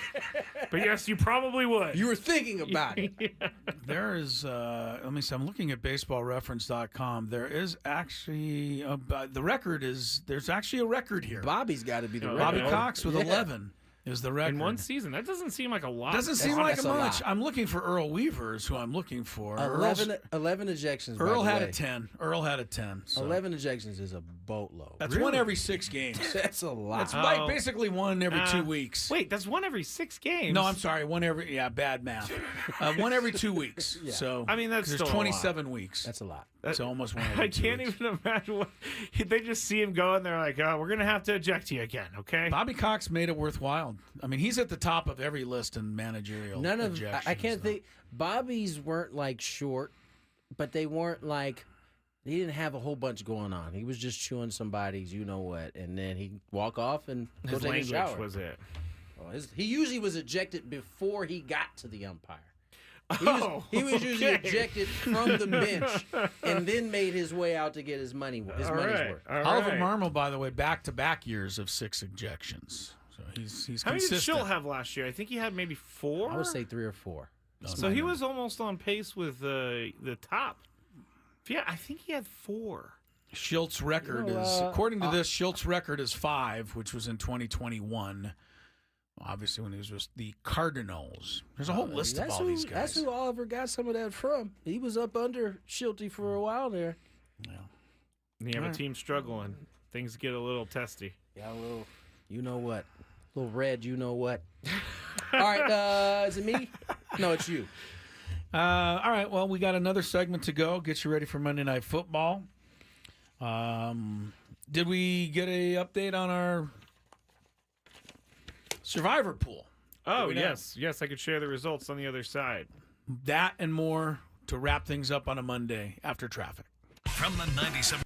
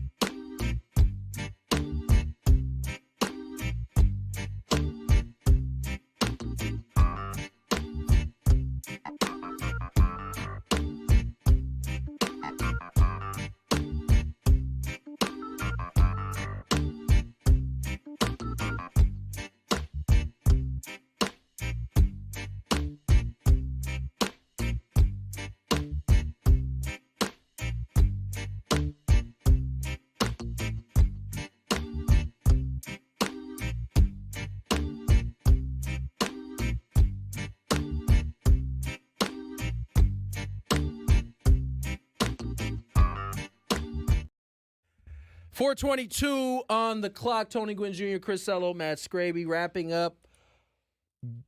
Bengals, Cowboys coming up next. Got a few minutes with you. You guys catch Bill Belichick on the McAfee? Oh, you know how often I tune into the McAfee shows, Tony. I'm becoming a fan of Mr. McAfee. You man. are? I am. What do you like about him? Well, that's good. Then I really don't have to watch now because you'll tell me if I miss anything. It's far less of the, I think, of the kind of locker room kind of feel to it than I thought it was. It always seemed like it was over the top when you're catching clips here and there, but it's a good show. I like the show. I like his insight, too. But he had Bill Belichick on. I bring it because he had Bill Belichick on, who over the weekend was rumored to have had conversations with North Carolina after they fired Mac Brown. I think this is a great idea. Chris doesn't think it is. And listening to him talk, and I didn't know Chris felt that way, so that's probably why he was listening to me when I was talking to him about what Belichick said. And he basically was like, this would be like a pipeline to... Oh, do you have the sound? I have some of it, yes. Oh, go ahead then, Scrape. Let me put this in capital letters. If. Yeah. I-F. If. I was in a college program. The college program would be a pipeline to the NFL for the players that had the ability to play in the NFL. It would be a professional program, training, nutrition, scheme, coaching, techniques that would transfer to the NFL. It would be an NFL program at a college level and an education that would get the players ready for their career after football, whether that was the end of their college career or at the end of their pro career. But it would be, geared toward, developing the player, time management, discipline, structure, and all that. That would be life skills, regardless of whether they're in the NFL or in somewhere in business. And I feel very confident that I have the contacts in the National Football League to pave the way for those players that would have the ability to have the opportunity to compete in the National Football League, whether they're good enough or not. Sounds like he's already recruiting kids, doesn't he? Yes, he does. Here's what I think might be kind of cool for college football right now. We talk often about the shift in player and how they're being paid. Who better to understand it than a former NFL coach who is dealing with players who are being paid all the time and still getting them to kind of pull the rope in the same direction. He might be one of the few guys, a la Phil Jackson when he did NBA coaching, 100%. Could come in and people listen to him without having to earn their respect. I still worry that college kids might tune Bill Belichick out because I think they tune everybody out at this point. They're given so much money and so much, you have to be a special type of sway. Dummy to not listen to Bill Belichick. Well, I mean, there's plenty of those. I'm not saying. I think there's plenty of those. There are plenty of kids that care less who he is. I think the thing that I find kind of fascinating about it is, I'm sure Bill, he's always had the ability, if he were told to go pound sand, to release or cut a player. He would. He'd show him the door in a hurry. In college, not sure how that works. Has anyone actually said that? Go pound sand. Go pound sand. Kick rocks. Kind of like it. Whoops. It's like the best you can do without cursing. I think it's like the most potent comeback. Go pound sand. I can't remember which Patriot said this, but they were asked. A defensive player was asked, "How would Bill Belichick handle a kid coming in to ask for more NIL money?" And the Patriots said, "You're worried about money. Go worry about your history grade." Sure, Bill. Well, had something Bill, like that. I think he would be great. I don't know how. I think it'd be a struggle. Yeah, you think so? I think it'd be a struggle. Dylan Gabriel, Travis Hunter, Cam Ward, Ashton Genty. One of those four will win the Heisman. Those are finalists, huh? Yeah, those are your finalists. As I said, Bengals, Cowboys coming up next. We'll have a 4-hour show for you tomorrow. And more big-time guests, I'm hearing. You guys are really working. Oh, yes. Tomorrow, White Sox manager Will guy, Will Venable. Oh. Venables. Yes, and then we'll talk to Sam. We have a lot going on tomorrow as well. Enjoy the rest of your night. Bye.